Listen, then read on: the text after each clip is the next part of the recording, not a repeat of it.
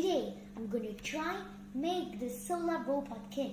It's very interesting and I'm very excited about it. So let's get started. There are many types of robots like surfbot, boatbot, walkerbot, and today I'm going to try build this quadrupod. It looks like a puppy to me. The box also contains a well-explained instruction book and all the required parts to make these robots. The first thing we need to do is separate all these parts in these kits based on these stickers. See, like this. While separating the parts, be very careful and it's better to use the help of adults. If you're doing it by yourself, do it like this, see? Now, how do you identify these parts? Look at the label. This one says A1 into 1, which means the part kit that is labeled as A.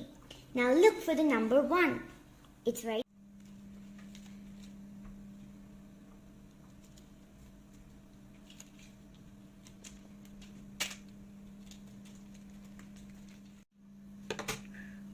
At last, I finished! Now that we finished separating the parts, let's make the head and the body. The head and the body is same for all different types of robots. So let's first start making the body. This has given clear instructions on how to make the body. So just follow it and I'm going to get started. Now we're assembling the parts of the body. This is the A-tin. This is the motor. The motor is placed here. Now we're going to assemble the rest of the parts. We're finished making the body.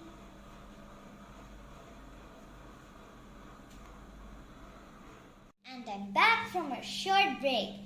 The head is ready too. When I was making the head, I made sure that the stickers were put in so that it makes it more lively.